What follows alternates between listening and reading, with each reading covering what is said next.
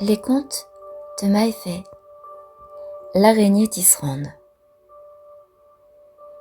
Du temps où la cigale était couturière, du temps où la pie était lavandière, l'araignée était fileuse et tisserande chevronnée.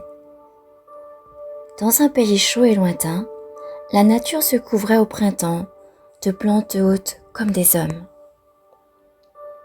Elle portait des fleurs veloutées aux pétales blancs ourlés de roses.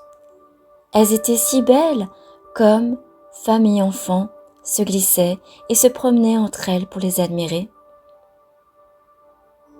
Puis, le pays devenait comme neige, car les fleurs laissaient place à un duvet vaporeux. Toute la journée, les habitants avaient l'impression de flotter en rêvant et caressaient les douces houppes blanches. Mais, pour utiliser ce nuage blanc, nulle idée, point d'imagination. Doux, léger, aéré, chaud, épais. L'araignée eut le coup de foudre pour ce qu'elle appela coton. Et elle l'aima tellement qu'elle proposa de le filer tissé pour tous. À partir de ce jour, chaque femme lui apportait régulièrement du coton. Après quelques jours, elle venait récupérer pagne ou hamac, tapis ou drap, sac ou turban. Filet fin, tissé serré, léger mais résistant. Souvent, l'araignée glissait parmi les tissus des cadeaux, dont les hommes découvraient un usage ignoré jusqu'alors, mais qui devenait rapidement indispensable. Fil à coudre, échelle de corde, cordage, ses cordelettes, bobines étincelantes de fils de cuivre, d'or ou d'argent, filins d'acier, fils de conversation.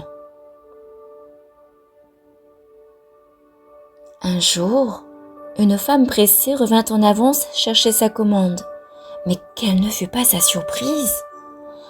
Elle vit, à côté de son panier vide, l'araignée mâchonnant le coton qu'elle lui avait apporté. « Tu as avalé mon coton! Tu m'as volé !» Aussitôt le fil de la rumeur parcourut tout le pays. « L'araignée est une fileuse voleuse! L'araignée est une tisserande brigande !»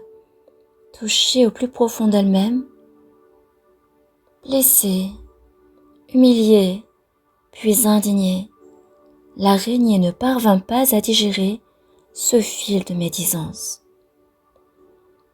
Accusée injustement, elle ne voulut plus rester là. Mais avant de quitter le pays pour toujours, elle héla la première femme sur son chemin, lui enseigna en une nuit l'art de filer et de tisser les fibres blanches du coton. Transmets aux autres et ne m'oubliez pas. Puis, elle fila loin. Je coupe mon fil de parole. L'histoire est terminée.